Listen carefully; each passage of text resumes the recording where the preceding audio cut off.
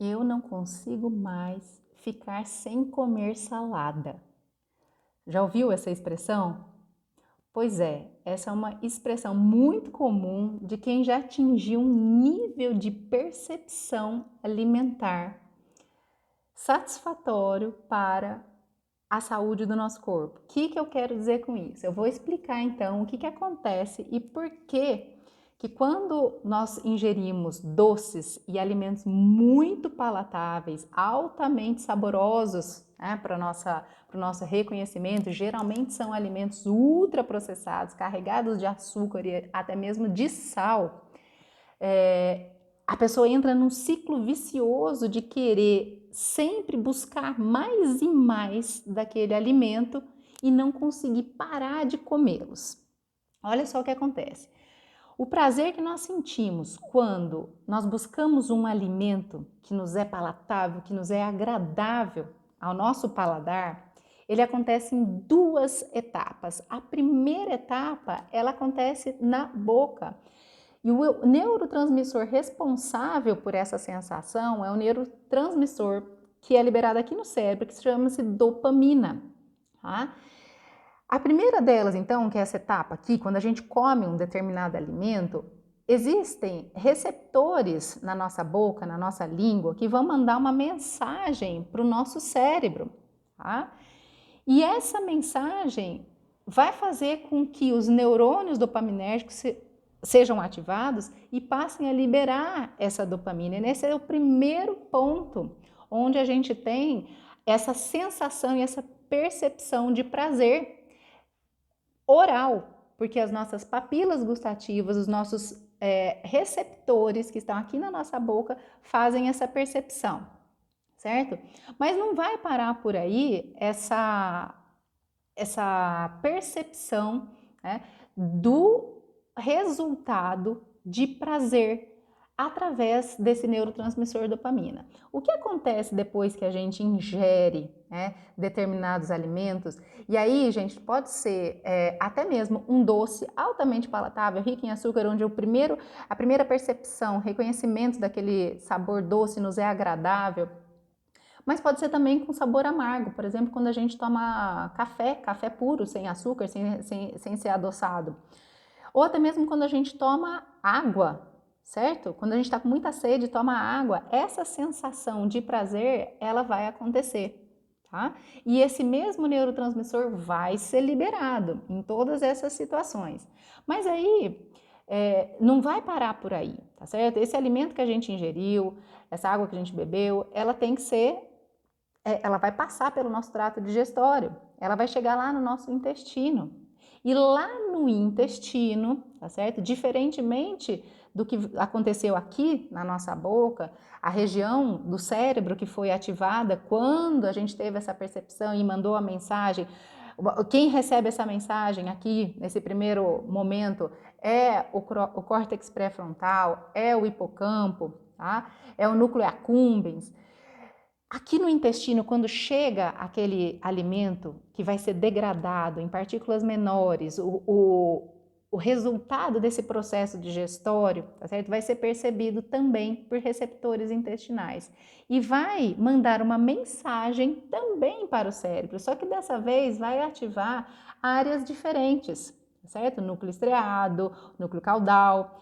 E essa área que é ativada, ela está muito mais relacionada com o processo de criação e formação de hábitos, tá certo? E essa é uma parte importante desse processo. Por quê?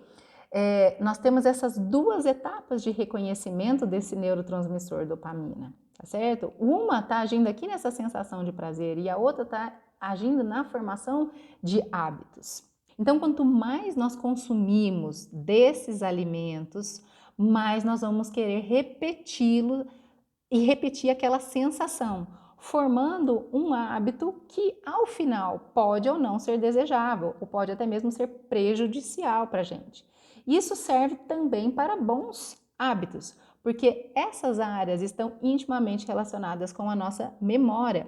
E é por isso que quando nós comemos um prato de salada, uma salada de rúcula ou uma escarola, que são sabores fortes, que são sabores até mesmo amargos, que muita gente não gosta, né? Não tem essa percepção inicial de prazer ao comê-los, tá?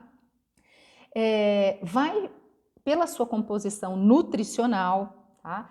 Vão fazer com que haja o reconhecimento intestinal desses produtos de digestão desses alimentos.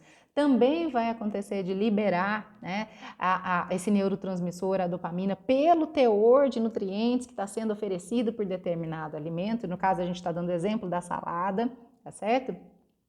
E esses hábitos vão se consolidando, tá?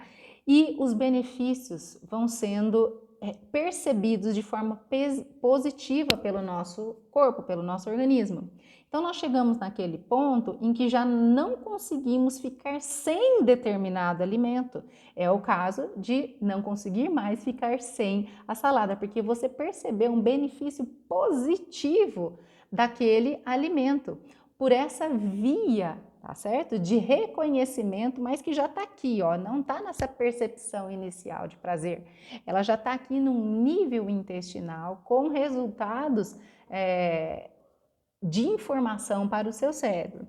Então é isso que acontece quando nós criamos esse hábito de buscar essa sensação positiva de prazer com esses alimentos que podem atrapalhar a nossa saúde, fazer a gente até mesmo ganhar peso, engordar, quando a gente não consegue dizer não para eles e acabamos consumindo uma grande quantidade ou talvez até com uma frequência muito alta. Então, se nós não temos o hábito de comer, de consumir alimentos que são ricos em nutrientes, que vão poder fazer a informação lá no nosso intestino, tá?